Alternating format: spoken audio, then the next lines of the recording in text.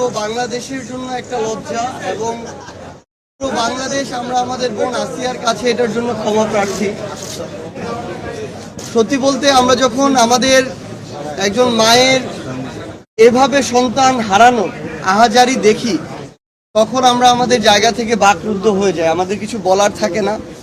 কিন্তু এমন ঘটনা এর পূর্বেও অসংখ্য হয়েছে।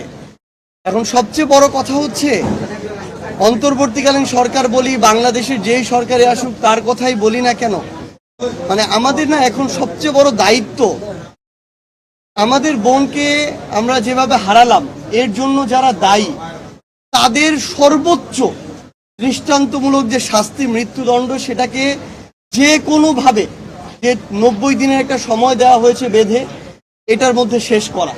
বাংলাদেশে আজকে থেকে যদি 5-10 বছর আগে আমাদের বোন আসিয়ার মতো যারা ধর্ষণের শিকার হয়েছিল তাদের বিচারগুলো হতো, তাহলে আমাদের বোন আসিয়াকে আমাদের এভাবে হারাতে হতো না।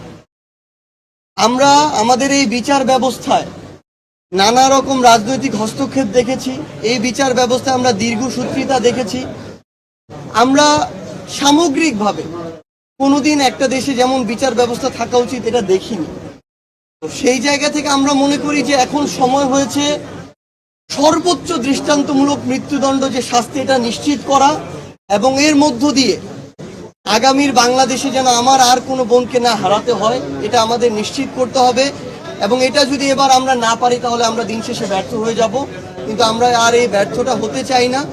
এবং আমার মনে হয় যে আমাদের মায়ের যে আহাজারি, বাবার যে পাগল প্রায় অবস্থা, সেটা কোনোদিন এরকম কথা বা ভাষায় প্রকাশ করা সম্ভব নয়। আমরা শুধু একটা জিনিসই চাই, ওই ধর্ষকদের আমরা মৃত্যুদণ্ড চাই।